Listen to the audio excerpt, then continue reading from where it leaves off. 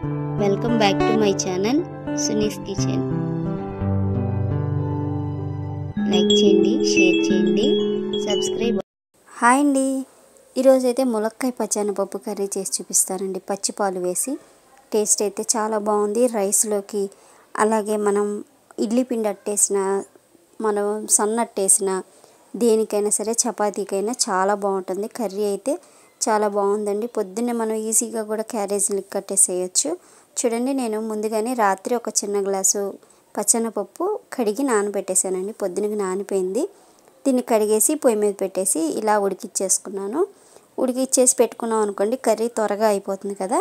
దీనికోసం మసాలా చూపిస్తానండి. చూడండి, కొంచెం కొబ్బరి, చిన్న అల్లం ముక్క, ఒక 4-5 లవంగాయలు, అలాగే చిన్న చెక్క ముక్క, ఒక ఇలాచి, 1 స్పూన్ ధనియాలు, కొంచెం వెల్లుల్లి, అలాగే గసగసాలండి. ఒక 1/2 స్పూన్ వరకు గసగసాలు వేసాను.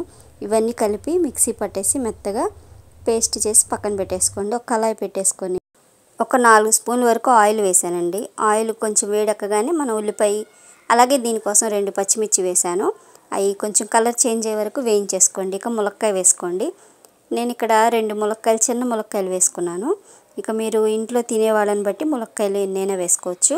ఇలా ములక్కాయ కూడా చక్కగా పచ్చివాసన పోయే వరకు ఇలా వేయించేసుకోవాలి. పచ్చివాసన పోయింది కదండి. ఇప్పుడు మనం పచ్చెనపప్పు ఉడికించి పెట్టాం కదా, దాంట్లో కొంచెం వాటర్ ఉంటాయి. ఆ వాటర్తో సహా వేసేసేయండి. ఇలా వేసేసి ఇలా కలిపేసి ఈ వాటర్ మగ్గే వరకు దీన్ని మగ్గనిద్దామండి. ఇలా మగ్గనిద్దాం. చూడండి, వాటర్ మగ్గిపోయింది. ఇప్పుడు దీంట్లోకి సాల్ట్ వేసుకుందాం. మనకి రుచికి సరిపడా సాల్టు, అలాగే పసుపు, ఒక 1/2 స్పూన్ పసుపు, 1 స్పూన్ కారం వేసానండి. మీ కారాన్ని తగ్గట్టు కారం కూడా వేసుకోవచ్చు. ఇక ఇది కలిపేసుకుందాం. ఇది కలిపేసి కాస్త మగ్గనిద్దాం. ఈలోగా మనం పేస్ట్ చేసి పెట్టుకున్నాం కదండి మసాలా, ఆ మసాలా వేసేసుకుందాం. ఇది కరెక్ట్గా 2 స్పూన్ల మీద కొంచెం వచ్చిందండి. ఇది వేసేసి ఆ మిక్సీ జార్లోనే ఒక చిన్న గ్లాస్ వాటర్ వేసుకోండి. మనం పచ్చెనపప్పు ఆల్రెడీ ఉడికించి పెట్టాం కాబట్టి ఈజీగా కూడా మనకి 10 నిమిషాల్లో కూర అయిపోతుంది. చూడండి, ఇది కూడా వాటర్ కలిపేసిన వాటర్ వేసేసాను. చూడండి, ఇలా కలిపేసి దీంట్లోకి కొంచెం కొత్తిమీర, అలాగే మీ దగ్గర కసూరి మేతి ఉందనుకోండి, కాస్త కసూరి మేతి వేయండి. ఫ్లేవర్ బాగుంటుంది, టేస్ట్ కూడా బాగుంటుంది. చూడండి, ఇది కాస్త దగ్గర పడాలి. ఇప్పుడు మనం వాటర్ వేసాము. ఈ వాటర్ కాస్త దగ్గర పడుతుంది కదా, మసాలా అన్నీ దగ్గర పడుతుంది, ఉడుకుతుంది. చూడండి, ఈ విధంగా ఉడుకుతున్నప్పుడు ఒక చిన్న గిన్నెతో పాలు తీసి రెడీగా పెట్టుకోండి. ఇవి పచ్చిపాలేనండి, మరిగించలేదు, పచ్చిపాలే వేస్తున్నాను. ఒక చిన్న గిన్నె పాలు వేసుకోండి. ఈ పాలు వేసుకొని కలిపేసి మళ్ళీ మూత పెట్టేయడమే. చాలా సింపుల్ అండి. పాలు వేయడం వల్ల కూర భలే కమ్మగా ఉందండి. టేస్ట్ అయితే చాలా బాగుంది.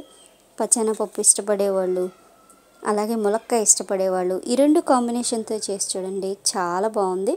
మనకి పాలు కూడా దగ్గరికి అయిపోయి చక్కగా ఆయిల్ బయటకు వచ్చేస్తుంది కదా. ఇక పొయ్యి కట్టేయడమే, అయిపోయిందండి. కొంచెం కొత్తిమీర వేసేసుకొని ఇక డిష్ అవుట్ చేసేయడమే. దగ్గరికి అయిపోయింది కదా. చూడండి, చక్కగా ఇలా కొత్తిమీరతో గార్నిష్ చేసేసాను నేనైతే. ఇక ఒక డిష్ తీసుకొని ఒక డిష్ అవుట్ చేసేసుకోవచ్చు. 10 నిమిషాల్లో కూర అయితే అయిపోతుంది. చక్కగా ఇగురుతో మనకి చపాతీ, రైస్, అలాగే మనకి టిఫిన్లో కూడా చాలా బాగుంటుందండి.